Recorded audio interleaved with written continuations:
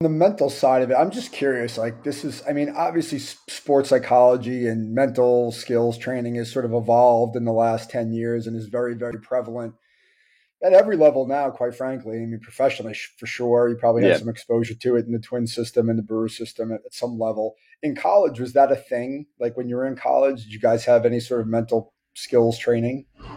it did. We had Georgia Tech was great at this. They had what we call the Total Person program.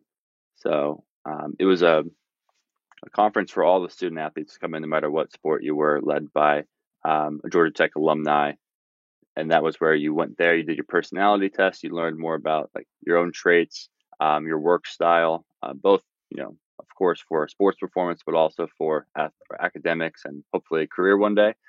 So that combined together in this total person program. And then we had, you know, sports performance coaches and psychologists come in, and we would do workshops. But from there, it was really once you got that education, the implementation, the execution was really, it had to be personal. It always is. Yeah, But we did have the resources in place to start moving that around. that's awesome. So I know you told me this that your freshman year you had 12 at bats, right? Hmm. And interesting enough, I saw your brother this week and we were talking about that. And he was telling me that he was like sort of encouraging you, or at least brought up the idea of get transferring out, but you decided to stay. Can Yeah, you talk about that? I think that's really interesting. yeah, yeah. It was. I actually didn't know if I was going to talk about it today. It came up on my mind, like what we're going to talk about. Because my freshman year was very different for me because I did have 12 at bats. I wasn't getting a lot of playing time. Those 12 at bats, I think people who have been through college baseball, especially as a freshman, they're at bats at the end of the game typically. You warmed up 3 or 4 hours ago, so they're not like you're not in the game getting true at bats. But at the end of the season, I was set to go to Harrisonburg and play in the Valley Baseball League for summer ball.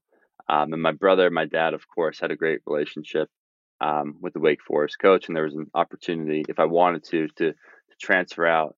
Um, but me, I really loved my team at Georgia Tech. Um, I personally did not feel like I needed more than those 12. I think I didn't play up to more than 12 at bats. I think there were great players in front of me. I knew my performance and how I worked over the fall, how it transferred into the spring. And I did get some opportunities early to start a few games as a freshman. But at the end of the year, I felt confident that those 12 at bats were what I should have gotten.